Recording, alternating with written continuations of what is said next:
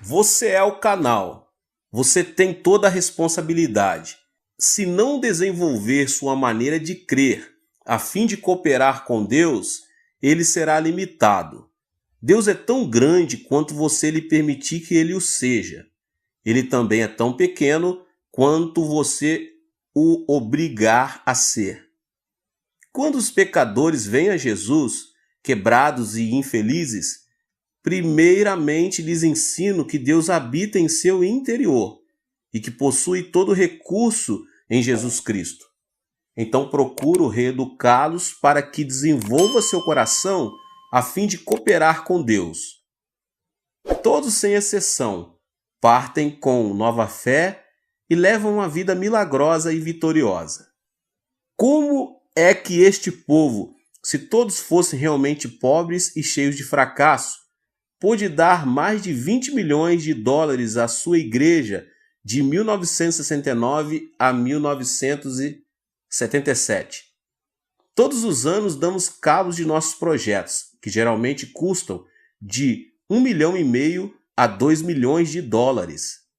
Estes membros podem dar porque foram enriquecidos e são sucesso tremendos porque sabem como obter a fonte de recurso. Mas primeiro devem ser limpos dos pecados da carne. A maioria das pessoas lutam com 4 pecados da carne. Pecados estes que devem ser vencidos antes que o cristão possa operar ativamente com Deus. Se não se livrarem destes pecados, seus canais serão tão entupidos que Deus não terá a oportunidade de fluir através deles. Descobri esses pecados durante os meus 20 anos de aconselhamento. Primeiro, as pessoas sofrem por causa do ódio. O primeiro pecado que examinaremos.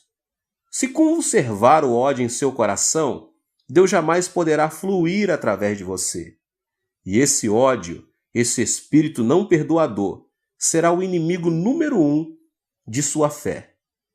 Cristo Jesus destaca esse fato em Mateus 6,14 e 15. Porque se perdoardes aos homens as suas ofensas, também vosso Pai Celeste vos perdoará. Se, porém, não perdoardes aos homens as suas ofensas, tampouco vosso Pai vos perdoará as vossas ofensas. Depois de pregar o 4º sermão no domingo de manhã, estou tão cansado que não desejo ver ninguém. Se alguém deseja falar comigo, primeiro tem de passar por minhas secretárias. Elas examinam cuidadosamente os pedidos. Se alguém consegue chegar à minha porta, é porque está em grande necessidade. Certo dia, depois de meu 4º sermão, um senhor bateu à porta do meu escritório. Abri a porta e ele entrou. Pensei que ele estivesse bêbado porque andava cambaleando. Sentou-se e tirou algo do bolso. Um punhal afiado. Fiquei atemorizado e pensei, como é que as secretárias deixaram-no entrar aqui? Ele carregava um punhal e assim mesmo o deixaram entrar. Eu estava realmente assustado e quando ele empunhou a arma, preparei para defender-me dizendo, não use essa faca. Diga-me por que veio aqui, respondeu ele. Senhor, vou cometer suicídio, mas primeiro vou matar minha esposa, meu sogro, minha sogra e todos os que se encontram ao meu redor. Um amigo meu aconselhou-me a vir a assistir um dos seus cultos antes de fazer todas estas coisas. Vim e assisti ao 4º culto. Escutei com atenção, mas não pude entender nenhuma de suas palavras. Não pude entender seu sotaque e não consegui compreender nada do que o Senhor disse. De modo que depois de ouvir o que o Senhor tem a dizer, vou sair para realizar todos os meus planos. Estou morrendo. Tenho tuberculose e tenho excesso de tosses o tempo todo. Estou morrendo. Acalme-se, disse-lhe. Sente-se aqui e conte-me sua história. Bem, respondeu ele, durante a última etapa da Guerra do Vietnã, eu servi como mecânico e era um motorista. Trabalhei em todas as linhas de frente, construindo trincheiras e estradas, arriscando a vida a fim de ganhar mais dinheiro. Enviava todo o dinheiro para minha mulher, e quando a guerra acabou, mal tinha o suficiente para sair do Vietnã. Mandei-lhe um telegrama de Hong Kong e esperava vê-la com as crianças no aeroporto de Seul. Mas ao chegar lá, não vi nem sombra deles. Pensei que talvez tivessem recebido meu telegrama, mas quando cheguei correndo em casa, descobri estranhos morando lá. Descobri que minha mulher tinha fugido com um jovem. Ela me havia deixado, levando todas as minhas economias. Morava em outra parte da cidade. Fui até lá e implorei-lhe que voltasse para mim. Ela se negou terminantemente. Fui ver meu sogro e minha sogra a fim de expor-lhes o caso. Deram-me $40 e me expulsaram de sua casa. Em menos de uma semana, eu tinha um ódio ardente em meu coração e comecei a vomitar sangue. Agora a tuberculose acaba comigo rapidamente e não tenho esperança alguma. Vou destruí-los um por um. Então matarei a mim mesmo depois. Cavalheiro, disse-lhe eu, essa não é a maneira de fazer vingança. A melhor maneira de se vingar é encontrar um novo emprego, construir um lar mais lindo e melhor e mostrar a ele do que você é capaz. Desta maneira você realmente poderá vingar-se. Mas matá-los e depois matar a si mesmo não lhe trará satisfação alguma. Odeio-os, clamou ele. Enquanto os odiar, vai destruir-se, disse eu. O ódio destrói mais a pessoa que odeia do que aos outros. Por que você não experimenta Jesus? Perguntei. Quando Jesus entra em seu coração, todo o poder de Deus vem e habita em você. O poder de Deus fluirá através de você. Deus o tocará, o curará e restaurará a sua vida. Você poderá construir sua vida e isso seria vingança verdadeira contra seus inimigos. Enviei-o à montanha de oração, onde ele aceitou a Jesus Cristo como seu salvador pessoal. Contudo, ele não podia perdoar de todo a sua esposa. Pedi-lhe, pois, que bendizesse sua esposa. A melhor maneira de perdoar sua esposa é bendizê-la. Abençoe-lhe o espírito, alma, corpo e vida. Ore para que Deus abra as portas dos céus e derrame bênção sobre ela. Não posso abençoá-la, exclamou ele. Não a amaldiçoarei, porém não a bendirei. Respondi, se não a abençoar, não será curado. Ao abençoar, as bênçãos começam em você. Você vai aproveitar mais de suas bênçãos do que ela. Temos um ditado que diz, se deseja sujar o rosto dos outros com barro, terá primeiro que sujar suas mãos. De modo que, se amaldiçoar sua mulher, a maldição primeiro tem que sair de sua boca e você será amaldiçoado primeiro. Mas se abençoar sua esposa, a palavra de bênção procederá de seu coração, saindo-lhe pela boca e você será abençoado primeiro. Assim sendo, vá em frente e bendiga-lhe. Ele começou a abençoá-la, a princípio por entre os dentes, e orou. Ó Deus, abençoa minha mulher, abençoa e dá-lhe a salvação. Ó Deus, dá-lhe a bênção. Ele continuou a bendizer-lhe e em menos de um mês foi completamente curado da tuberculose e sua vida foi transformada. O poder de Deus começou a emanar dele e sua face brilhava. Ao encontrá-lo um mês mais tarde, ele exclamou excitadamente, ó pastor Cho, regozije-me no Senhor. Louva a Deus porque agora realmente aprecio de verdade a minha esposa. Foi por ela ter me deixado que encontrei Jesus. Oro por ela todos os dias. Renovei minha licença para dirigir tratores. Tenho um novo emprego. Estou construindo um novo lar e espero que minha esposa volte para mim. Este homem louvava ao Senhor. Ele construía sua vida através do poder de Deus que tinha começado a emanar de sua vida. Ele estava curado de espírito e corpo. Se não se livrar de seu ódio, não poderá entrar em contato com o Senhor. Quando você sair a pregar o Evangelho, deve ajudar as pessoas a compreender isto. Certo dia, uma professora veio ver-me. Ela era a diretora de uma escola e sofria de artrite. Tinha ido a todos os hospitais, mas não tinha sido curada. Impus as mãos sobre ela, orei e repreendi a doença, gritei, fiz tudo o que podia, mas Deus não a tocou. Muitas pessoas tinham sido curadas na igreja, mas a despeito de tudo, ela não era curada. Afinal, comecei a desistir. Mas certo dia o Espírito Santo me disse: não grite, ore e repreenda. Não posso fluir através dela, porque ela odeia o ex-marido. Eu sabia que ela se tinha divorciado 10 anos antes. Então, enquanto ela estava sentada à minha frente, eu disse: irmã, por favor, divorcie-se do seu marido. Ela olhou para mim e disse: pastor, o que o senhor quer dizer com divorciar-se de meu marido? Nós estamos divorciados há mais de 10 anos. Não, estou, respondi-lhe. Oh, sim, insistiu ela. Sim, respondi, é claro que estão, legalmente. Mas mentalmente você nunca se divorciou dele. Você o amaldiçoa todas as manhãs. Todos os dias você o amaldiçoa e odeia. Em sua imaginação, nunca se divorciou do seu marido. Em sua mente ainda vive com ele. E esse ódio está lhe destruindo e secando-lhe os ossos. Por causa disto, sua artrite não tem cura. Médico algum pode curá-la. Retorquiu ela. Mas ele causou-me tanto prejuízo. Quando me casei com ele, ele nunca arrumou um emprego. Esbanjou todo o meu dinheiro, destruiu minha vida e depois foi viver com outra mulher. Como é que posso amá-lo? Respondi. Amá-lo ou não é problema seu. Mas se não o amar, morrerá de artrite. A artrite somente será curada pelo poder de Deus.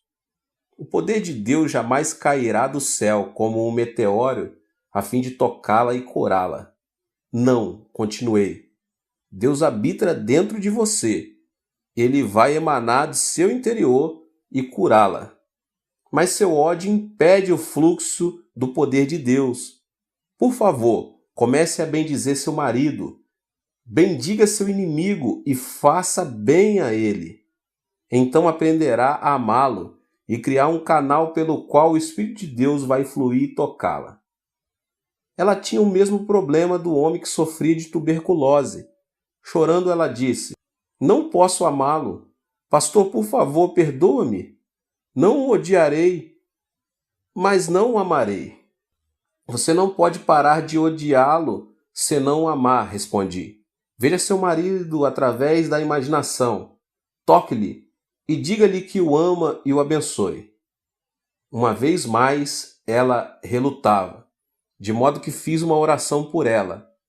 Ela chorava mordendo os dentes, mas afinal começou a sentir amor por ele e, orando, pediu a Deus que o abençoasse, que o salvasse e que lhe desse todas as boas coisas. O poder de Deus começou a fluir através dela e ela foi tocada. Em menos de 3 meses foi libertada da sua artrite. Sim, Deus habita em você, mas se você não se livrar do ódio, esse inimigo, o poder de Deus não poderá fluir por seu intermédio. Muitas pessoas vivem o temor.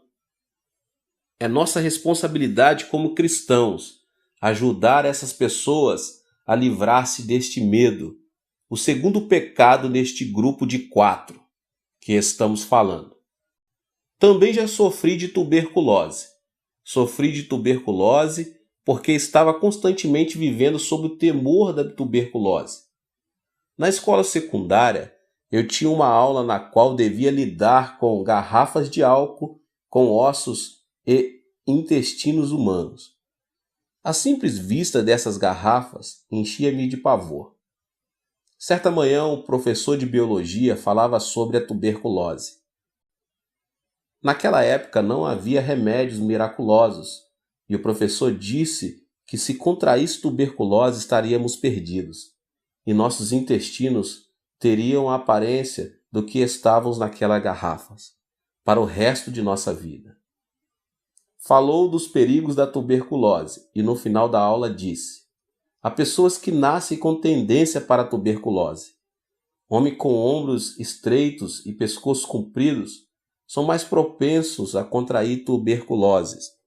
Todos os alunos começaram a esticar os pescoços e a medi-los como se fossem cegonhas. Olhando para os meus companheiros, vi que eu tinha o pescoço mais comprido de todos. Imediatamente tive o pressentimento de que contrairia tuberculose. O temor oprimia-me o coração. Quando cheguei em casa, olhei no espelho, medi o pescoço a tarde toda. O temor invadiu-me e comecei a viver sobre agudo temor da doença. Quando completei 18 anos de idade, sofri de tuberculose. O semelhante atrai o semelhante, e o igual produz seu igual. Se a pessoa tiver medo, o diabo tem um canal aberto para qual atingi-la. Temor é fé negativa. De modo como eu tinha medo da tuberculose, contraí tuberculose, e à medida que vomitava sangue, dizia a mim mesmo: sim, é exatamente isto que eu esperava.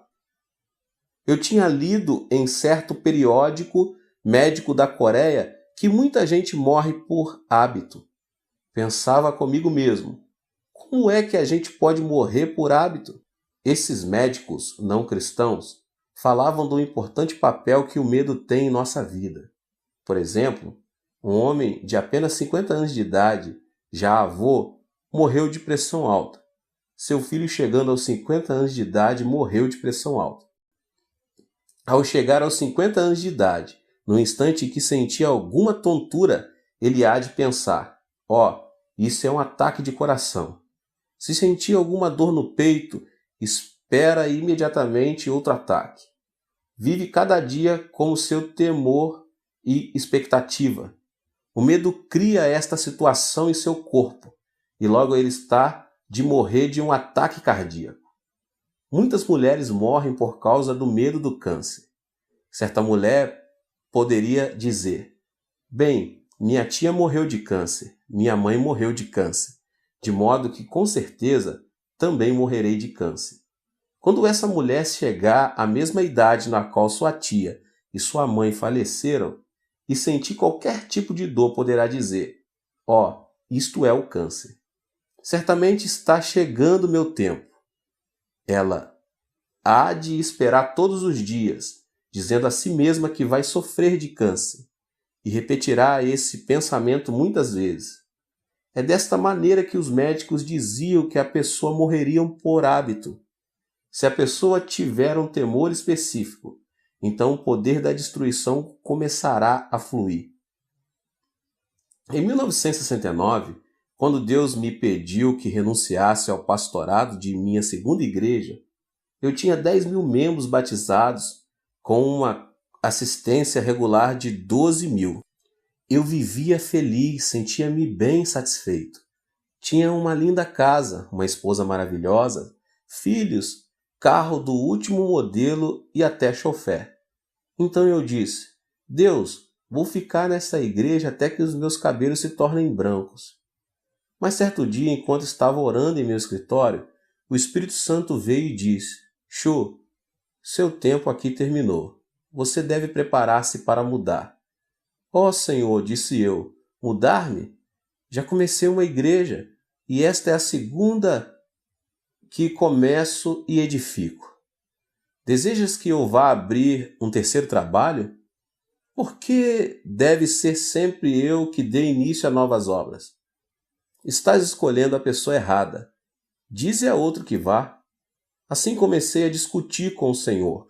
Ninguém, entretanto, deve argumentar com Deus, porque ele sempre tem razão.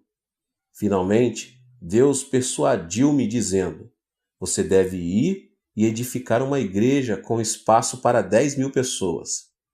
Uma igreja que possa enviar pelo menos 500 missionários. Pai, repliquei, não posso fazer isso. Tenho pavor mortal de edificar uma igreja desse tamanho. Mas Deus disse: não. Disse-lhe que vá e você tem que ir. Consultei um construtor acerca dos custos. Disse-me ele por alto que eu ia precisar de pelo menos 2,5 milhões de dólares só para a igreja. Para o terreno precisava de outro 500 mil e para o terreno contíguo a fim de construir o complexo de apartamentos outros 2 milhões. Um total de não menos 5 milhões de dólares. Perguntou-me quanto dinheiro eu tinha. Disse-lhe que possuía 2.500 dólares. Ele olhou para mim espantado, sacudiu a cabeça e não disse nada. Então fui a uma reunião dos anciões da igreja e contei-lhes o plano. Certo ancião disse: Pastor, quanto dinheiro o senhor vai conseguir nos Estados Unidos? Nenhum centavo, disse-lhe eu.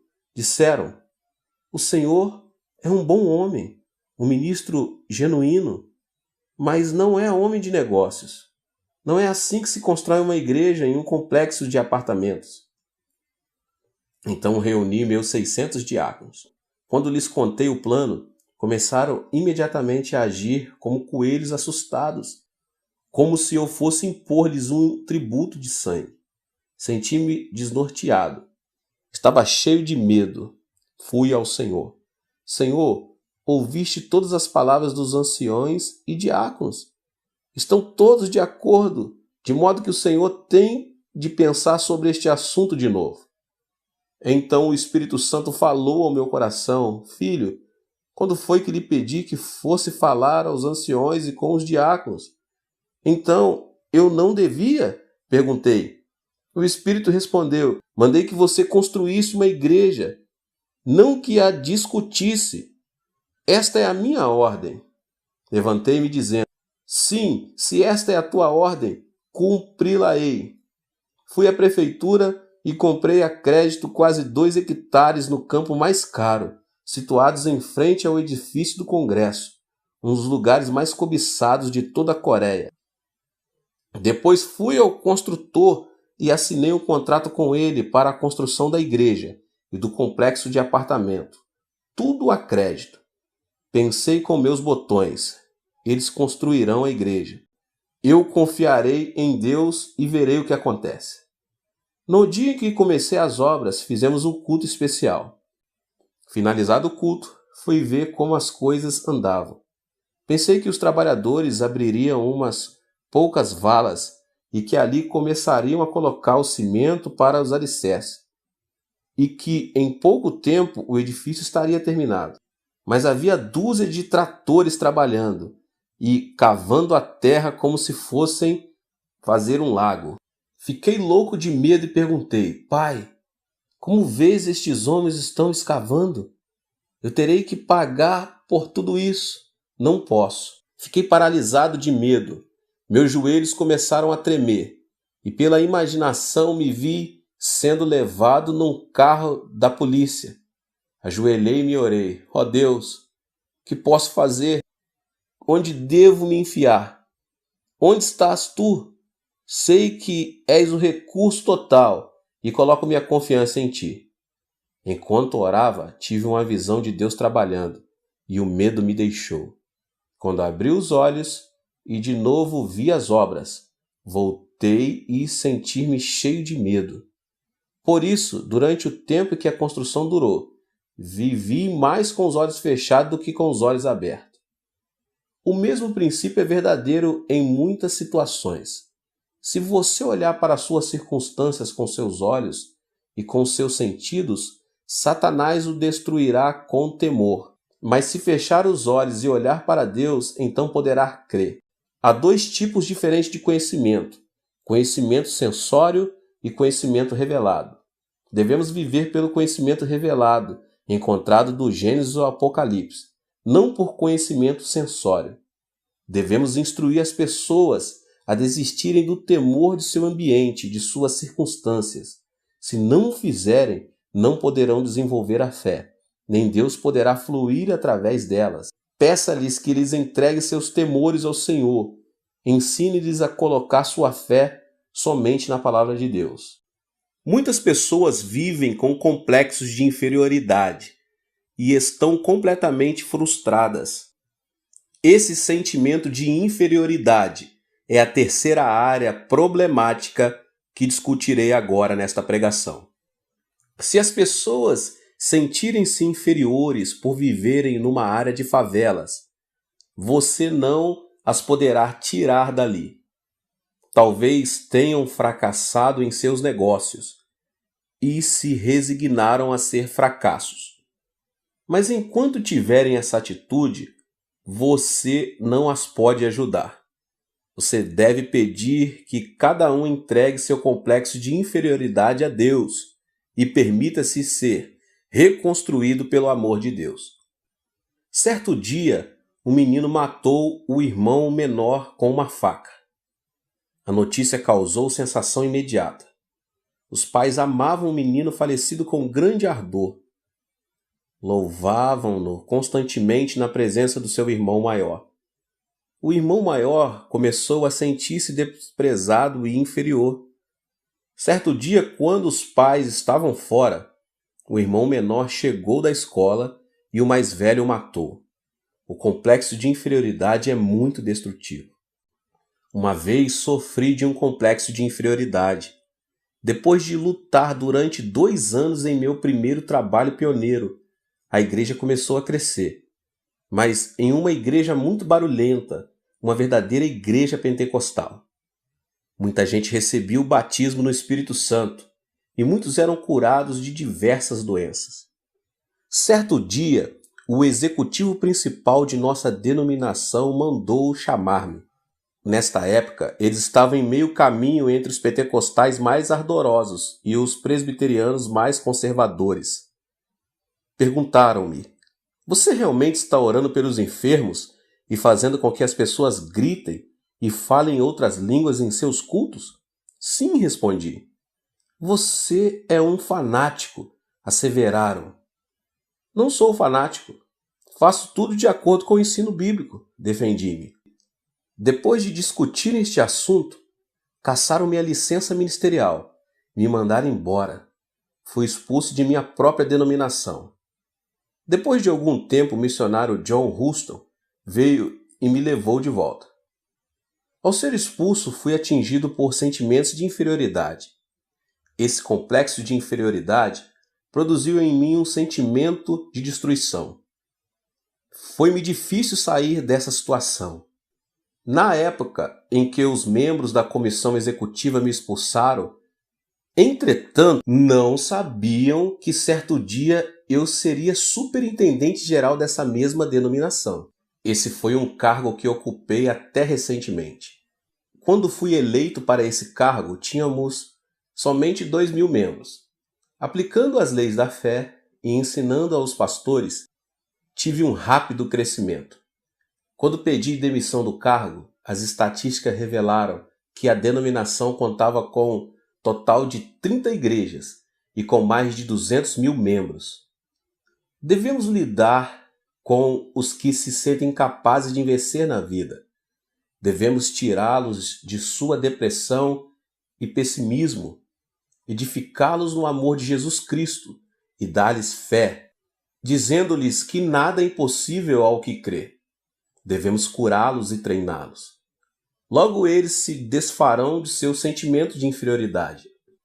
Certo domingo de manhã, enquanto pregava no segundo culto, vi um homem que eu sabia estar mentalmente doente. Ele foi trazido com os pés e mãos amarrados. Nesse dia, estávamos fazendo compromisso para terminarmos com êxito a 5ª etapa da construção. Muitas pessoas estavam preenchendo cartões de compromisso. Quando esse homem recebeu um cartão, ele o preencheu com a quantia de $100. Sua esposa riu quando os diáconos passaram para recolher as ofertas. "Não acredite nele", disse ela. "Ele está doido." Mas depois do culto, quando o fui ver, ele estava completamente curado pelo poder do Espírito Santo. Estava de novo em perfeito juízo, plenamente consciente do que fazia e dizia. Tinha sofrido de um profundo complexo de inferioridade. Explicou: "Eu tinha uma fábrica de fertilizantes, mas fui à falência. Fiquei tão preocupado que perdi a razão. Então, levaram-me para um hospital psiquiátrico. onde recebi uma série de eletrochoques, mas nunca me curaram.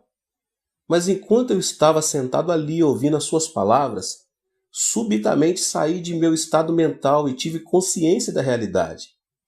Perdi meus amigos, meu prestígio e meu crédito. Tenho uma montanha de dívidas. Não posso fazer nada. Não sou ninguém. Você é alguma coisa, disse-lhe eu. Você não é inferior. Você veio a Jesus e agora todo o poder de Cristo e todos os seus recursos residem em você. Você é um homem de Deus. Levante-se vitoriosamente. Você tem dentro de si todo o poder e todos os recursos de Deus à espera de serem liberados. Que tipo de trabalho posso fazer? Perguntou-me. Não sei, respondi. Mas continue a ler a Bíblia e a orar. Certo dia ele voltou cheio de entusiasmo. Pastor, li o versículo da Bíblia que diz sermos o sal da terra e a luz do mundo. Que lhe parece eu entrar no negócio de vender sal a varejo? Se você acredita nisso, vá em frente, disse eu. Faça-o. Ele se foi e começou a vender sal em pequena escala. Pagou seus dízimos, pagou a promessa que tinha feito e regozijava-se muito no Senhor. Deus começou a abençoá-lo e seu negócio de vender sal prosperou muito. Com o passar do tempo, ele construiu um grande armazém à beira do rio, onde colocou um capital de $500 em sal. Mas certa noite de verão chovia torrencialmente e pela manhã, quando me levantei, a área toda estava inundada. O armazém dele estava inundado. Fiquei apreensivo. Nesta tarde, depois da parada da chuva, corri à casa dele. Outros artigos e materiais podem ser recuperados depois de uma inundação. Mas o sal é o muito amigo da água. Ao entrar no seu armazém, vi que todo o sal tinha desaparecido. O homem, agora ancião de minha igreja, estava sentado no meio do depósito, cantando e louvando a Deus. Entrei sem saber se ele estava em perfeito juízo ou não. Cheguei-me a ele e perguntei: Você está bem ou está louco? Pastor, estou perfeitamente bem, sorriu ele. Não estou louco. Não se preocupe. Perdi tudo. Deus o levou. Mas como o Senhor sempre me tem dito, os recursos todos estão dentro de mim. A água pode lavar meu sal, mas não pode desfazer os recursos da presença de Deus que habita em mim. Posso fazer brotar esses recursos novamente através da fé e da oração. Espere só. Dê-me um tempo. Levantarei meus negócios de novo. Já não sofria de nenhum complexo de inferioridade. Estava cheio de confiança. Hoje ele é um multimilionário e continua a vender sal. Também começou a fábrica de relógios e tem sua fábrica própria. Ele já me acompanhou a Los Angeles, a Vancouver e a Nova York. Recentemente fez uma viagem à Europa. Este homem é somente um exemplo de como podemos ajudar as pessoas a se livrarem de seus sentimentos de inferioridade, dando ênfase a todos os recursos de Deus que eles estão à disposição. Muitas pessoas também sofrem de sentimentos de culpa. Este é o quarto problema que deve ser vencido antes que o cristão possa trabalhar ativamente com Deus. Pois enquanto a pessoa sofrer de culpa, Deus jamais poderá fluir através dela. Precisamos ajudar as pessoas a se livrarem de seus sentimentos de culpa. Precisamos fazê-las compreender que quando se sentem indignas e cheias de culpa, simplesmente poderão vir ao Senhor e Ele as limpará. Certo dia eu estava em meu escritório, quando entrou um lindo casal. O homem era uma pessoa muito elegante e sua esposa uma senhora adorável. Embora essa adorável senhora tivesse mais ou menos 30 anos de idade, parecia velha, emaciada e quase nem podia abrir os olhos. O marido disse: Pastor, minha mulher está morrendo. Já tentei tudo: psicologia, psiquiatria, e todos os médicos, remédios imagináveis. Sou rico, já gastei milhares e milhares de dólares com ela, mas os médicos não puderam fazer nada. Agora desenganaram-na. Ouvi dizer que o Senhor realmente tem ajudado muita gente e que muitos foram curados por seu ministério. Disse-lhe que tudo isso era verdade e olhei para ela procurando o discernimento e a sabedoria de que ela precisava nessa situação. Orei silenciosamente. Senhor, ela veio até aqui. Agora o que faço? Imediatamente a voz de Deus falou. Ela sofre de uma doença psicossomática. Não é uma doença orgânica, é mental. Pedi que o marido saísse do escritório e, voltando-me para a mulher, disse: A senhora deseja viver? É preciso que viva por causa de seu marido, pelo menos. Se a senhora tivesse de morrer, já devia tê-lo feito, pois agora tem 3 filhos. Se morrer agora, deixando os filhos para o seu marido cuidar, realmente atrapalhará a vida dele. Portanto, de uma maneira ou de outra é preciso que a senhora viva para o seu marido e seus filhos. Gostaria de viver, disse-me ela. Então posso ajudá-la, mas somente com uma condição. Deve contar-me sua vida passada, respondi. Ela se aprumou na cadeira e com ira nos olhos respondeu: Será que estou numa delegacia de polícia? O senhor é um ditador? Por que me pede isso? Isto não é um interrogatório e não tenho que revelar meu passado. Então não poderei ajudá-la, respondi. Se a senhora persistir nesse curso de ação, vou pedir que Deus revele diretamente as áreas problemáticas do seu passado. Ela ficou espantada e, tirando um lenço da bolsa, começou a chorar. Depois de um longo suspiro, disse: Pastor, vou revelar meu passado, mas não acho que seja esse meu problema. Sim, disse eu. Esta é a causa de seus problemas. Meus pais morreram quando eu era bem jovem e praticamente fui criada por minha irmã mais velha. Minha irmã era como uma mãe para mim e meu cunhado como um pai. Tomaram conta de mim e morei com eles durante meu tempo de ginásio, colegial e faculdade. No meu 3º ano de faculdade, minha irmã foi para a maternidade a fim de dar à luz seu último filho. Durante o tempo em que ela esteve lá, eu tomei conta da casa e das crianças. Sem saber o que estava acontecendo, meu cunhado e eu nos apaixonamos. Não sei o que aconteceu comigo, mas caímos num relacionamento imoral. Logo a culpa alojou-se em meu coração. Desse momento em diante eu morreria de culpa. Mas meu cunhado continuava a telefonar-me de seu escritório e constantemente nos encontrávamos em motéis, hotéis e estações de água. Tive vários abortos e ainda assim não podia recusar os pedidos de meu cunhado. Eu morria de medo de minha irmã descobrir. Por isso meu cunhado intimidava-me continuamente. Eu estava sendo destruída aos poucos. Ao formar-me, decidi que casaria com o primeiro homem que me propusesse casamento. Encontrei um emprego e o jovem que agora é meu marido pediu-me para que casasse com ele.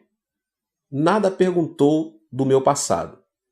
Aceitei porque assim me afastaria de meu cunhado. Casei-me com ele e com o correr do tempo ele se tornou muito rico. Demitiu-se do seu antigo emprego e começou o seu próprio negócio. Agora está rico. Temos um bom lar, dinheiro, tudo. Mas desde o dia em que caí com meu cunhado, tenho sofrido destes fortes sentimentos de culpa.